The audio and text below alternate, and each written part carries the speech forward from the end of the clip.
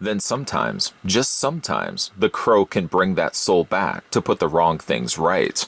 Here's your relook at the Hot Toys. This is the Crow Eric Draven 1/6 scale collectible figure.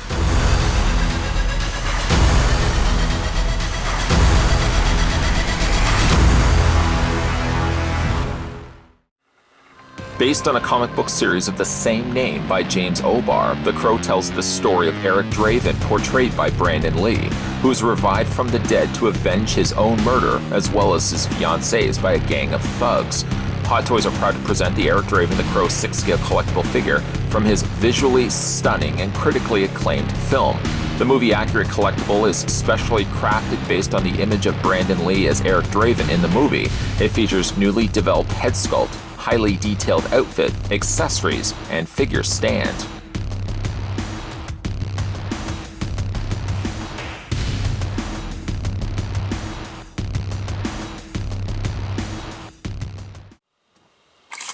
Before we have a closer look at Eric Draven for the second time, after all, we've already had a look at him before, the first thing I'm going to do is figure out how tall the figure stands, putting the tape measure to what I believe to be the very top of his head, and reading out the measurements to you, the members of the mob. You're looking at the figure standing 11.8 inches in height. In centimeters, that works out to be 30.2, a little over 30 centimeters tall. The first thing we'll have a look at for Eric Draven is the oval-shaped display stand that comes included with the figure. There wasn't much back in the day that came really in elaborate display stands for a lot of these 6-scale figures. For Eric Draven's Crow, it was just basically an oval-shaped black stand with the crow featured along the top and a front placard that also said Eric Draven. I got to imagine if this figure was released now, which really is one of the reasonings why I wanted to re-review this figure, is because this is one of the top figures in my collection that I think really deserves a second release. What I was going to say, though, is if this was released now, you got to imagine they probably would do a little bit more of an elaborate base than what we are getting right here. But this comes included, or this would have been included with Eric Draven at the time that he was initially released. Certainly Eric wouldn't have even existed in the film had it not been for his little trusty ally, the Crow, who follows him along in his journey of avenging the deaths of both him and his fiancée, Shelley. So I wanted to have a look at this one next. You'll see probably there's a big noticeable hole on the back that will serve as the display stand right there, that will attach to right at the back of the behind of the Crow. I couldn't really describe any of it more than that. It's literally just right in the back there, in that big noticeable hole. It doesn't stay as well as I'd hoped, but we'll talk about that in a second. The Crow for the time period that this was released is not a bad representation of the Crow that he has in the film. Wings spread, so he's always in a flight pose. If we ever did get a second version of Eric Draven, a 2.0 version, which I'm so much advocating for, getting two versions of the Crow would certainly be nice. One which, of course, would have the wings fanned out like you see right here. And I think another one where the wings are just completely, just folded in, where it's sitting, perched. Would have liked to actually get two of these. But the Crow, for what we do get, is a nice representation of what the Crow looks like in the film. Nice detailing done to just a real dark black eye, and some really nice sculpting added to each of the individual feathers on both sides of its wings. It's a nice looking Crow. It has real problems, of course, when it comes to standing it, because it does come included with this stand here, which I can only describe best as saying the bottom of the base looks like a jelly bean or a kidney bean. I don't feel it's wide enough to support the holding of the Crow. What ends up happening, is this attaches just to the bottom of the Crow, just like that. And it's supposed to stay and keep upright. The problem is, if you don't have it just right, the Crow is really known to falling over. It's fallen over a couple of times on my display shelf. Again, I think when they do eventually, fingers crossed, give us a new version of the Crow, replacing this completely in its entirety and stuff, instead of a more favorable, user-friendly, just a circular, clear base, I think it would have worked a lot better than what we ended up getting right here. In a way, I'm also a little bit disappointed, too, that the Crow doesn't have any ways to really attach to just Eric Draven. I suppose you could just kind of rest it on his arm, rest it on his shoulder, but if they had only given you like a clip or something that could have actually attached to his shoulder, to his arm. Of course, with or without the jacket.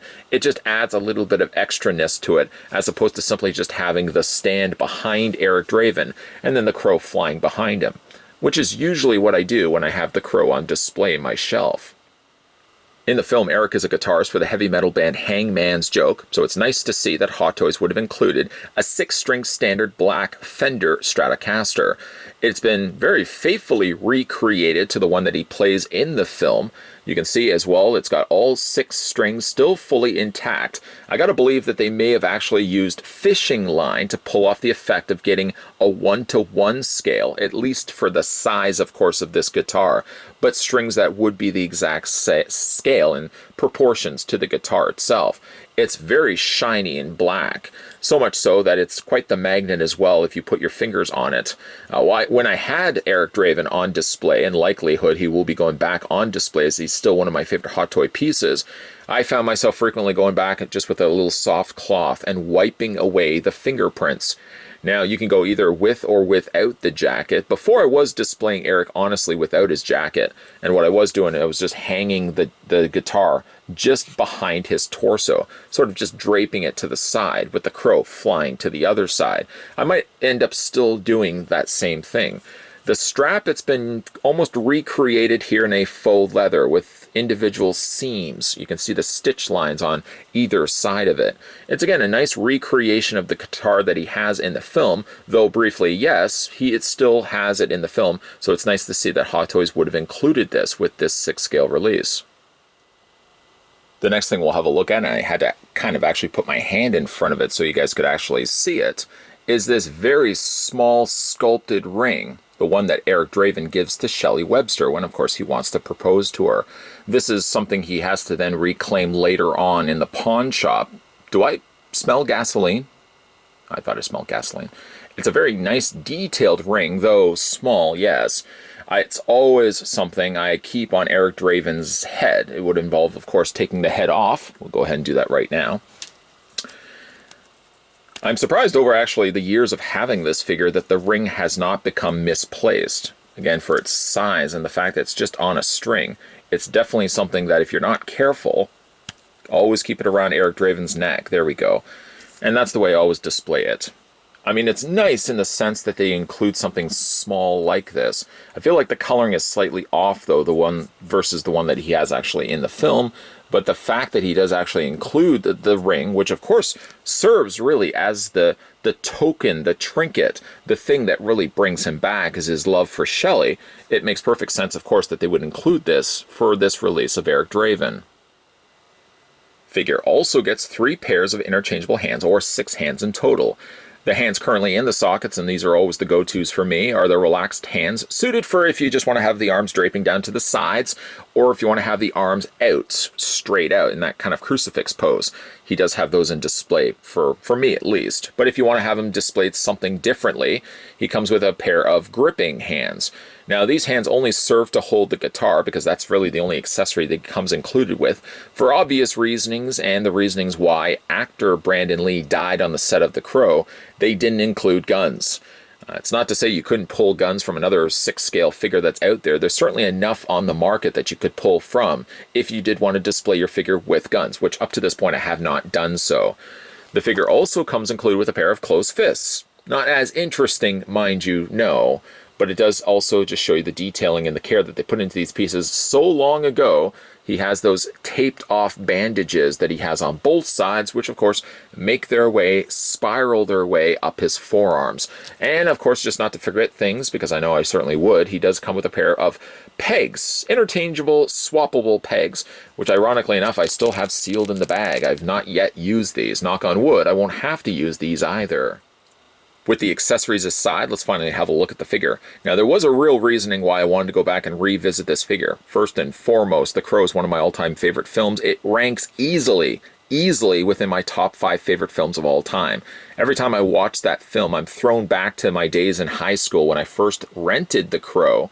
It was an amazing film then, certainly is an amazing film now.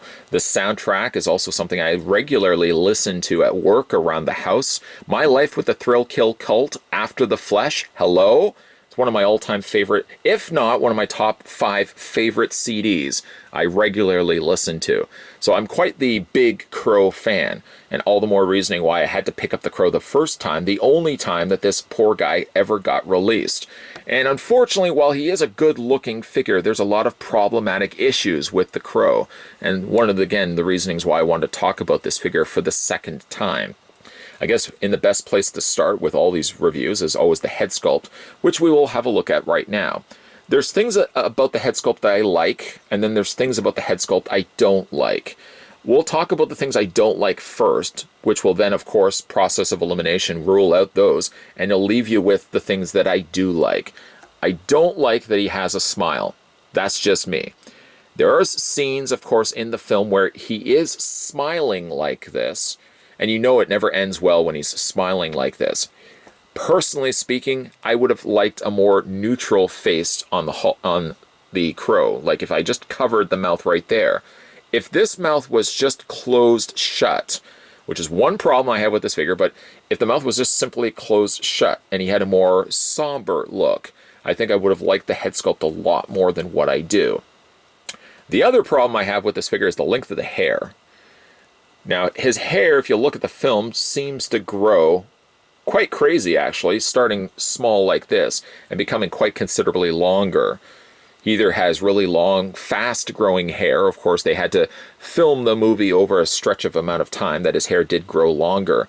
I prefer, though, if the hair was longer, at least to maybe his shoulders, which unfortunately this hair goes for the more shorter hairstyle. It's softer plastic. I don't know if I would actually have rooted this hair. The hair actually works better, I feel, done in plastic. It's one of the few times where using plastic sculpted hair, sort of in the same way that Ripley from Alien, I think, works better with sculpted hair versus rooted hair. I feel the exact same way for Eric Draven here. Again, don't get me wrong, there's things about it I do like. From the side, it very much looks like Eric Draven. It kind of looks like the scene that he catches the knife in between his hands. But if only the hair was just a little bit longer, it's a little bit too curly as well. If it was more wet and running straight down, I think it would work so much nicer for this figure. The detailing on the face is overall pretty good, except for those few little points that I mentioned. The smile for me is a bit of a detractor for the sculpting of the face. And again, if the hair was just simply a little longer and not as curly, I think it would have worked better for the figure. But for still its time and when this was released, you gotta admit, that's a nice looking portrait. The makeup around his eyes specifically, I like how there's a bit of a fade to it, where it's not a good solid black line, but it seems to kind of taper off a bit the furthest it gets away from it. He does also have that line running out from his mouth, the calling card, of course, of the Crow. I mean, the face is good. It's just the fact of, again, that smile. It's the smile that bothers me, I think, the most of this figure. If they could have removed that, they could have made the hair a little bit straighter and just straight longer, I think I would have liked the head sculpt a little bit more. That being said, though, it's still a good-looking head sculpt. It definitely does deserve, though, a 2.0 release from Hot Toys. Looking at the figure's outfit, it consists of a long-sleeve black shirt, which on this figure is very tight to the skin. It draws one attention point that I also want to mention. We'll talk about that in a second as well. But in the film, this long sleeve shirt gets riddled, ripped, and torn. You can see there's some bullet holes running across the front of the torso, down the side of the sleeve, and he's got a couple of rips and stuff along the back. He makeshifts what he can by just taping off the rest. I like when he starts taping off the sleeves, for example, that tape down into the hands. I like that's their continuation to that. It gets wrapped around his torso as well. And he starts doing the exact same thing in his pants, which in this case is used a faux leather material to simulate the leather pants that he has in the film. We continue our way down and we look at the open-tongued boots that he wears in the film, which for these I find that they're a little on the light side. The sculpting is not too bad. The laces are also sculpted in place, but I think the boots should have been a little bit darker in color. They come across a little too faded when you look at the rest of the outfit. The outfit, to its credit, has held up over the years that I've had this figure. I haven't had any issues where the fabric, for example, in the shirt has started to tear, and my real big worry was both the jacket and these faux leather pants would start developing flaking over the time that I've had it. Some suggestions I could certainly make, and it's only my own personal things of what I would do to kind of prolong the length of time that you own these figures, is I definitely don't display any of my 6 scale figures under light. I feel light is going to be one thing that's going to cause drying out of faux leather like this. I haven't had it so far, knock on wood, on Eric's jacket. I haven't had that happen yet on his pants. And I think a lot of it has something to do with the humidity of the room, how dry and warm that room gets. And again, if you have light sources. If you have a light source running on top of your figures, it looks good when you come into the room. But I think what you're doing, though, is you're inadvertently causing real severe damage to things like faux leather. That, I think, is what really truly starts drying out this material and starts causing it to chip over the amount of time. Now, going back to one thing about his suit, his shirt that he wears over top of it. One big thing I also had an issue with this particular figure is the way that his torso is constructed. Because he's got these larger ball joints at the base of his shoulders, it does give him a very bubbled shape at the top of his shoulders. He's thinner in the movie, yes, but it looks more artificial here when you look at the figure. Like right here, you can kind of see how it indents itself from the rest of the torso. I've actually even considered the idea of trying to dismantle this figure, though I think I'm probably going to regret doing that, to see if I can find a more accurate body that I could probably upgrade him to.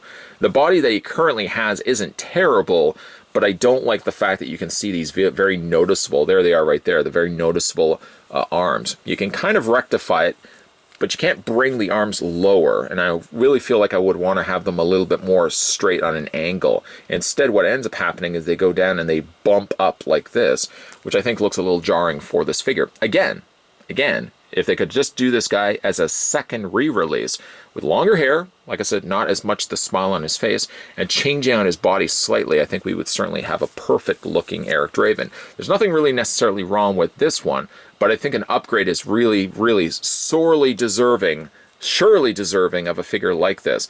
Loving the character so much in the film, I really do feel like Hot Toys does deserve to give us another release, a second helping, if you will, of Eric Draven here.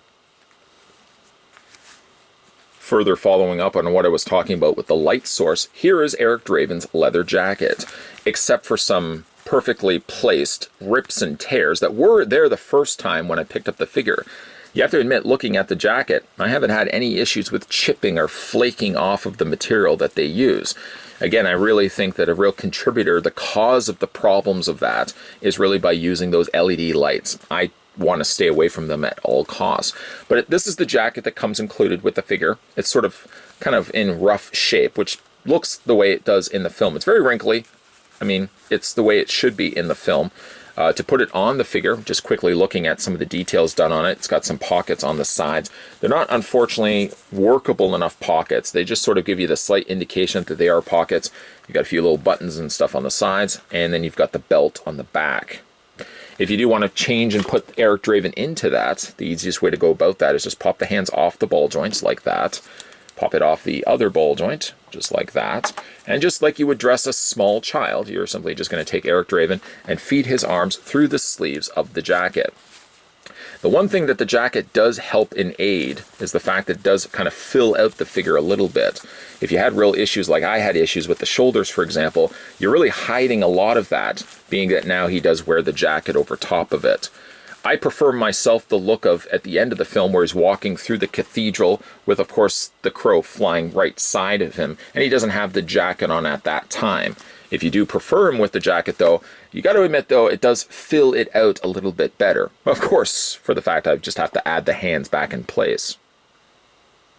I've seen many collectors displaying their Eric Draven with the jacket, and there's nothing wrong with him with his display jacket. In fact, like I said, it does fill out the figure a little bit. It has natural draping to it, which a jacket does pull off a little nicer than I think the shirt underneath. And like I said, you don't notice as much those big bulbous ball joints that they used for his shoulders. Again, if you do display the figure, it's entirely up to you which way you want to display him, with or without the jacket. Of course, to finish off the look, whether you want to display him with the guitar or not, you probably most definitely want to display him with the crow. And at one point, again, I just had the crow displayed behind Eric Draven. At one point, I did actually display him with the jacket on, and then decided later I wanted to display him without the jacket. And that's what I probably had it the first time when I had him on display. Again, the real big problem, though, is that stand I don't feel holds the crow as best as it could. It ultimately results a lot of times in the crow falling over. Eric Draven, the crow, I haven't had too many of the issues with. Smaller crow, on the other hand, has fallen off way too frequently, tipped over, all because of the type of display stand shape that Hot Toys chose. So looking at the crow's articulation, they've sculpted the head to the neck, which seems to be a lot of times what they do nowadays. Back in the day, at one point, they were doing the head as a separate piece, but I obviously noticed a big dividing line where the head was obviously attached to the neck as two separate pieces. Crow went the route of going one head sculpt, and a lot of the Hot Toys released nowadays seems to go also the single head sculpt, but it's attached at the bottom via a ball joint.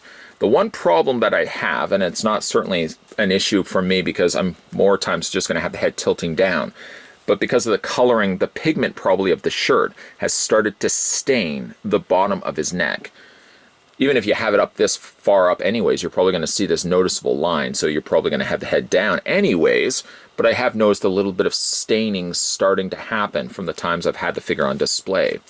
The figure has an upper torso ball joint, which to its credit does allow the figure to move quite freely back and forth. His arms, whether you decide to go jacket or without jacket, gives you at roughly about a 45-degree angle. You could go a little bit higher than that, but the instability of what I feel those shoulders are, I don't want to push my limits too much, that I really only go to about a 45-degree angle if I have to. And usually, like I said, most people kind of go with that crucifix pose for Eric Draven when they put him on display. I've done that a couple of times myself. He does have a waist swivel. Oh, we certainly have to go back to his arms. His arms have a double hinge on the elbow, a swivel in the bicep, and he also has a rotation in the hand, which hinges back and forth. Going back to the legs, his legs split out to about there. You want to be careful of the seam on the inner crotch area there. You don't want that to start opening up. Forward and back on the legs, they swivel at the top cut of the thigh. He has a double hinge on the knee, which is nice. And then despite for the fact that I feel like the boots under-deliver how good they could have actually looked, he does have a fair amount of articulation happening there. The feet move up and down. You can even rock them also back and forth as well. People will often talk about the films that defined their childhood, and while I would admit I wouldn't be able to be allowed to watch The Crow growing up as a kid, that list would have been much smaller and consisting of things like Neverending Story, Labyrinth, and maybe even Ghostbusters. The movie, though, that left its most lasting impression on a younger version of me would have been in my teens, and it would have been a movie called The Crow. I remember vividly whose house I was at, what people were over at the time, and even where we rented it from, Jumbo Video, but it left such a lasting impact on me that immediately after the film was over, I wanted to go to my local mall, pick up a poster of The Crow, which I did, wanted to pick up the movie's score, the soundtrack, which I did, and I probably proceeded for the next several weeks to blast such epic songs like Snake Driver from Jesus and Mary Chain, Time Baby 3 from Medicine, and After the Flesh from My Life with the Thrill Kill Cult. That's still a tongue twister to this day. Speaking of to this day, if you were to wander past this guy's desk, you probably would still hear me blasting songs from the Crow soundtrack. Songs like, for example, Dead Souls, Big Empty, or even Darkness would all make regular rounds on this guy's playlist. The point I'm making, though, is it's funny how certain movies evoke that. Crow has that same feeling. Whenever I watch the film Now, which happens to also be one of my all top 5 favorite films, The Crow easily makes that top 5 list. But I can still watch this film now, and I get that same feeling as I did in high school. The movie, for me, has that much impact. Unfortunately, though, as much as I praise The Crow, and I still love it, it's, again, one of my all-time favorite films, unfortunately, this Crow from Hot Toys comes up just a little bit short. For the most part, it's a good-looking figure. It has elements to it that I think work well for being an Eric Draven, but like I said, there's things about it that I wish could have changed.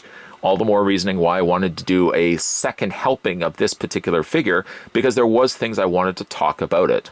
For biggest problem, the biggest strike about this figure is the fact that he does have the big smile on his face. For me, I'm not a big fan of the smile. I kind of wish he had more just a closed mouth, kind of even like depicted here in the box artwork. If his hair was slightly more longer and wetter looking, I think definitely could have improved the look of this figure.